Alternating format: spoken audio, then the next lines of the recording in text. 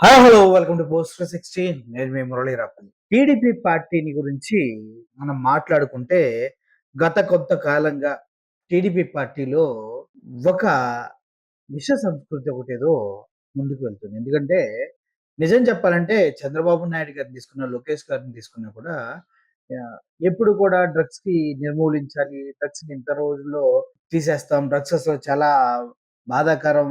Drugs ఉక్కుపాదం ముక్తం అని మాటలు చెప్తూనే ఉన్నారు. దాన్ని కూడా ప్రజలంతా నిజమేనేమో డ్రగ్స్ తీసేస్తారేమో అని నమ్ముతూ ఉన్నారు. హోమ్ మినిస్టర్ గారు కూడా ఒక అడుగు ముందుకేసి డ్రగ్స్ ఎవరు తీసుకున్నా కూడా వాళ్ళ కాళ్ళు ఇరక్కొట్టేస్తామంటూ పాపం తెనాలిలో ముగ్గురు యువకుల తొడల పైన కాళ్ళు పెట్టి పోలీసులు తొక్కుతూ అరికాళ్ళలో విచ్చలవిడిగా విచక్షణారహితంగా ఒక మృగాన్ని కొట్టినట్టు కొడుతూ ఉంటే దాన్ని చూసి అబ్బా! ఇటువంటి ట్రీట్‌మెంట్ అందరికి ఇస్తారేమో అనుకున్నారు. కానీ కూటమి ప్రభుత్వం అధికారంలోకి వచ్చిన దగ్గర నుంచి చూసుకుంటూ పోతే డ్రగ్స్ దందాలు అన్నీ ఇన్ని కాదు కోకొల్లలు జరుగుతూ ఉన్నాయి.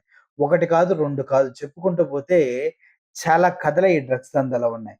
నిన్నటికి నిన్న ఒక ఎంపీ స్థానంలో ఉన్నటువంటి వ్యక్తి పుట్ట మహేష్ యాదవ్. ఆయన అసలు ఘోరాతి ఘోరం డ్రగ్స్ తీసుకుంటూ దొరికిందే కాకుండా పోలీసులొస్తే వాళ్ళ పైన కాల్పులు జరిపి 4 రౌండ్‌లు కలిపి కాల్పులు జరిపి, ఐదో రౌండ్ కూడా ఫైర్ చేసి, "నువ్వు శాంపిల్స్ ఇవ్వరా టెస్ట్ కోసం" అంటే అక్కడ ట్యాప్‌లో వాటర్ పట్టించి, చివరికి దొరికిపోయి 1 కాదు, 2 కాదు 3 రకాల డ్రగ్స్ తన బ్లడ్ శాంపిల్స్‌లో తన బాడీలో దొరికిపోయినా కూడా ఒకే ఒక రోజులో బెయిలొచ్చి బయటకొచ్చాడు. ఇలా ఒకరు కాదు, 2 కాదు. ఇది ఎంత దారుణం! సామాన్యుడికి ఒక రూలు, డబ్బున్నవాడికి ఒక రూలు, ఇలా టీడీపీ పార్టీ నడుస్తూ ఉంది. దీని తర్వాత తెలుగుదేశం పార్టీకి ఉన్నటువంటి అత్యంత అద్భుతమైన పేరు తెలుగుదేశం పార్టీ. మన తెలుగు వాళ్ళందరూ గర్వంగా ఉండడం కోసం తెలుగుదేశం అని పేరు పెట్టి ఎన్నికల్లోకెళ్లారు మహనీయులు ఎన్టీ రామారావు గారు. అటువంటి వ్యక్తి పెట్టిన పార్టీని చివరికి తెలుగు డ్రగ్స్ పార్టీగా మార్చేశారంటూ వార్తలొస్తూ ఉన్నాయి. ఇదంతా ఒక ఎత్తైతే, ఒక్క పుట్ట శ్రీధరేనా ఇటువంటి విషయాల్లో దొరికిపోయిందంటే కాదు. చాలా మంది ఉన్నారని తెలుస్తూ ఉంది.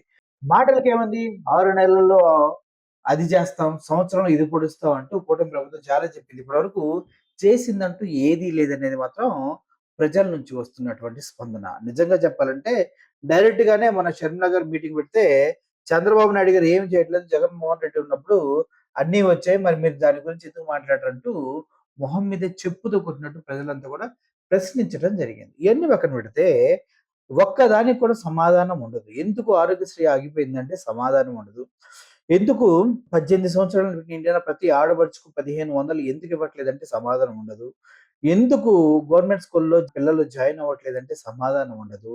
ఎందుకు ప్రజలకి సరైనటువంటి రోడ్లు, సదుపాయాలు దొరకట్లేదంటే సమాధానం ఉండదు. నిరుద్యోగ వృత్తి ఎప్పుడు ఇస్తారంటే సమాధానం ఉండదు. కానీ వేల కోట్లు, లక్షల కోట్లు అప్పు చేయటానికి మాత్రం కూటమి ప్రభుత్వం ఎప్పుడు సిద్ధంగా ఉంటుంది. ఈ మాటకి డ్రగ్స్ దందాలు నడిపే పుట్ట మహేష్ లాంటి వాళ్ళు చాలా మంది ఉన్నారు ఈ పార్టీలో. మనకు తెలుసు విజయవాడ ఎంపీ చిన్ని. ఆయన అనుచరుడు కూడా ఇలాగే ఏ6గా ఉన్నారు డ్రగ్స్ సంబంధించినటువంటి కేసులో. కానీ అతన్ని కూడా వీళ్ళు కనీసం అంటే కనీసం పట్టుకోవట్లేదు కదా! అతని పైన ఎటువంటి చర్యలు తీసుకోవట్లేదు కూటమి ప్రభుత్వం. జీరో టాలరెన్స్ అంటే ఇదేనా? అంటే వాళ్ళ పార్టీ వాళ్ళు డ్రగ్స్ కేసులో దొరికినా, అమ్మాయిల కేసుల్లో దొరికినా, లేదంటే ఇసుక దందాల్లో దొరికినా, దేంట్లో దొరికినా కూడా జీరో టాలరెన్స్ అంటే వాళ్ళని వదిలేస్తారు. ఎటువంటి తప్పు చేయకుండా టీవీ ఛానెల్, యూట్యూబ్ ఛానెల్ పెట్టి చిన్న చిన్న వీడియోలు చేసుకునే రిపోర్టర్‌లని వీళ్ళని మాత్రం అరెస్ట్ చేసి జైల్లో పెట్టించి మీ కక్ష తీర్చుకుంటారు. ఎందుకంటే వీళ్ళు ప్రశ్నిస్తున్నారు కదా! వీళ్ళు కంపల్సరీగా జైల్లో పెడతానికి అర్హులని వీళ్ళు నమ్ముతున్నారు. ఇక్కడ హోం మంత్రి అనిత గారి పాత్ర ఏముంది? అభాగ్యుల్ని, అబలల్ని పైన దాడులు చేయడం తప్పించి ఈమెకొచ్చింది ఏమి లేదు. ఆక ఏంటి అంటారు కదా! అరిటాకు, కూరలో కరివేపాకు ఇలా తీసి పడేస్తున్నారేమో అనిపిస్తుంది ఈమెను చూస్తుంటే. అయితే హోంమంత్రి అనిత గారు, మీ తమ్ముడు నారా లోకేష్ ఏమో డ్రగ్స్ వద్దు బ్రో అంటాడు. పెద్ద పెద్ద ప్రకటనలిస్తాడు. కానీ ఆ దిశగా ఎలాంటి చర్యలు తీసుకోవట్లేదే. ఇప్పటివరకు ఎటువంటి చర్యలు తీసుకోలేదే.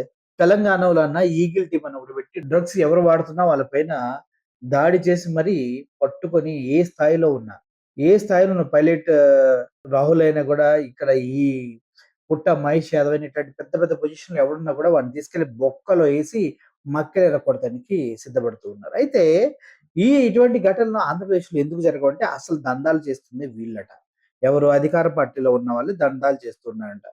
అయితే మీ చంద్రబాబు నాయుడు గారు కూడా డ్రగ్స్ పైన ఉక్కుపాదం మోపుతాం అంటూ కథలు చెప్తా ఉంటాడు కదా! ఎక్కడ మోపాడు ఉక్కుపాదం? ఎక్కడ మోపాడు? ఇప్పుడు విజయవాడ కేశినేని చిన్ని. అతని అనుచరుడు ఎదగాని గురునాథ్ కుమారుడు తరుణ్. ఇతను ఏ6 ఇందుట్లో డ్రగ్స్, కొకైన్ తీసుకుంటూ పట్టుబడితే ఇప్పటి వరకు ఎందుకు బయట పెడతలేదు? చెప్పండి. ఎందుకు అతన్ని పైన చర్యలు తీసుకోవట్లేదు? పార్లమెంట్ చరిత్రలోనే ఇప్పటి వరకు ఎవ్వడు కూడా డ్రగ్స్ కేసులో దొరికి పార్లమెంట్‌కెళ్ళిన దరిద్రుడే లేడు. అది అదృష్టం ఏంటో మన ఆంధ్రప్రదేశ్‌కే పట్టింది. అది కూడా పుట్ట మహేష్ యాదవ్ అనే ఒక ఎంపీ ద్వారానే పట్టింది. అరే! ఇలా డ్రగ్స్ కేసులు దొరికి అలా బెయిల్ దొరికి అలా పార్లమెంట్‌కెళ్ళాడు. సిగ్గు కూడా లేదు. అటువంటి బతుకులు మనవి. ఓకే. అయితే డ్రగ్స్ విషయంలో జీరో టాలరెన్స్. ఏంది జీరో టాలరెన్స్ అంటే వాళ్ళ పార్టీకి సంబంధించిన వాళ్ళు ఎవరన్నా కూడా వదిలేయాలి. అయితే మరి పుట్ట మహేష్ యాదవ్ డ్రగ్స్ తీసుకుంటూ అడ్డంగా పోలీసులు పట్టుబడినా ఎలాంటి చర్యలుండవు. డ్రగ్స్ విషయంలో ఇదేనా జీరో టాలరెన్స్ అంటూ గమనిస్తున్నారు. అయితే పవన్ కళ్యాణ్ గారు కూడా తెగ ఊగిపోయి ఎలక్షన్ ముందు 25,000 టన్నుల డ్రగ్స్ వచ్చాయి. ఎవరు తప్పించాడు? జగన్ తప్పించాడు. వైజాగ్ బీచ్‌లో ఆ! ఆ! అని ఊగాడు. ఏంది వైజాగ్ బీచ్‌లో ఏం ఊగి ఊగి మాట్లాడావుగా పవన్. మరి ఇప్పుడేంటి? అయన్నీ ఈస్ట్ అని తెలిసిపోయింది. మరి ఇప్పుడు నువ్వు పీకేదేంటి? మీ పుట్ట మహేష్ యాదవ్ దొరికిపోతే ఎందుకు బయటకు రావు? అదే విధంగా మీ ఎంపీ వాళ్ళ సోదరుడు ఆ! అనుచరుడు, సోదరుడు గురునాథ్ కుమారుడు తరుణ్ దొరికితే ఎందుకు బయటకు రావు? ఇలా చాలా మంది దొరుకుతున్నారు కదా! మీ దాంట్లో. ఎందుకు నువ్వు వచ్చి మాట్లాడు?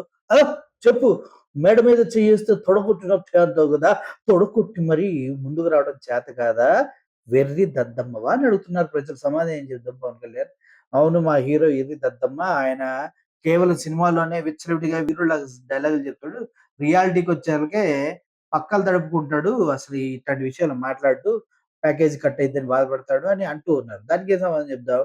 ఎందుకు సార్? ఇట్లాంటి విషయాల్లో మౌనం వహించకూడదు. తప్పుని తప్పుగా ఖండించాలి. అలా చేతకానప్పుడు అన్నీ మూసుకొని ఇంట్లో కూర్చోవాల. బయటకొచ్చి వీరుల్లాగా సొల్లు మాటలు మాట్లాడకూడదని ప్రజలందరూ అంటూ ఉన్నారు. సరే. ఒక మాట కూడా మాట్లాడలేదు. మీరేమో డ్రగ్స్ రహిత ఆంధ్రప్రదేశ్ మా లక్ష్యం అంటూ ట్వీట్లు పెట్టుకుంటూ మహిళా భద్రత గాలికొదిలేసి మీరొక హోమ్ మినిస్టర్‌గా కూడా విఫలమయ్యారు మేడం అంటూ మీ పైన కూడా విమర్శలొస్తూ ఉన్నాయి. ఏం చేద్దాం మరి? దానికి సంబంధించిన ఫైల్స్ అన్ని పెడుతున్నా చూడండి సైడ్ ప్లే అవుతున్నాయి కదా! సో, ఇదే అన్నమాట. ఈ వ్యక్తి డ్రగ్స్ కేసులో దొరికిపోయి ఏ6గా ఉన్నాడు. ఇతన్ని మాత్రం ఇప్పటి వరకు ఈళ్ళు పట్టించుకొని కూడా పట్టించుకోరు. టీడీపీ చిన్ని అనుచరుడు తరుణ్. అసలు ఫోటోలు చూడండి ఎంత బాగుంటాయో ఆళ్ళందరియి. ఏం చేద్దాం? పాజిటివ్ వచ్చిన వాళ్ళందరూ కూడా వదిలేస్తా ఉన్నారు. లోకేష్ గారితో కూడా అయ్యగారి ఫోటోలున్నాయి. లోకేష్ గారు కూడా బాగా క్లోజ్ అనుకుంటా. ఆనందం ఆళ్ళు ఒక ఏజీ. సో, ఓవరాల్‌గా ఇది జరుగుతుంది. మన వరకు వస్తేనేమో పెద్ద తప్పు. వాళ్ళైతే మాత్రం అంతా వాళ్ళ చేతిలో కంట్రోల్‌లో ఉంటది. వాళ్ళని ఎవ్వరు ఏమి చేయరు. వాళ్ళందరూ మన జీవితాల్ని సర్వనాశనం చేయటం కోసం డబ్బులు దండి కూటమికిచ్చి అధికారంలోకొచ్చి ఆటిని సంపాదించడం కోసం అడ్డదారులు తొక్కుతున్న నాయకులనడానికి వీళ్ళే నిలువెత్తు నిదర్శనం. ఒకడేమో పేకాటలాడిస్తాడు, ఒకడేమో జూదాలాడిస్తాడు, ఒకడేమో డ్రగ్స్ తీసుకెళ్తాడు, ఒకడేమో నీకు ఇల్లు కావాలంటే నాతో పడుకో అంటాడు, ఇంకోడేమో నీకు పెన్షన్ కావాలంటాడు, ఇంకోడేమో ఆడపిల్లకి లవ్వు, కొవ్వు, కెవ్వు అంటూ మాటలు చెప్పి ముంచుతాడు. ఇంకోడేమో ఆడపిల్లతో నగ్నంగా వీడియోలు అసెంబ్లీలో కూడా చేసి ఎంజాయ్ చేస్తా ఉంటారు. ఏందో ఈళ్ళెవ్వడు కూడా నాకు అర్థం కావట్లేదు. నిన్నటికి నిన్న నాగిని డాన్స్ ఏస్తూ కూడా దొరికిపోయారు. ఈ నాగిని బ్యాచ్‌లేందో వీళ్ళంతా ఏందో దయచేసి ఆలోచించండి. మనకు రావాల్సిన పథకాలు రాకపోగా మనం డబ్బులతో వేల కోట్లు, లక్ష కోట్లు అప్పులు చేస్తూ కూడా ఈళ్ళు డ్రగ్స్ దందాలు చేసుకుంటూ ఇంకా వేలాను కోట్లు సంపాదించుకుంటూ మన జీవితాల్ని సర్వనాశనం చేయడం కోసం కూటమి ప్రభుత్వంలో ఉన్నటువంటి కొంతమంది లీడర్స్ అని చెప్పుకోబోయే పోరంబోకులు ఇట్లాగే ఉంటారు. దయచేసి వీళ్ళని మీ దరి కూడా చేరనివ్వకండి. చుట్టుపక్కల ఎక్కడున్నా కూడా తరిమి తరిమి కొట్టాలని కోరుకుంటూ, ఓటు అనే అస్త్రంతో వాళ్ళ రాజకీయ పీకల కోసి పక్కన పడేయాలని మనసారా కోరుకుంటూ సెలవు తీసుకున్నాను. Thank you for watching. Murali signing off. Thank you so much.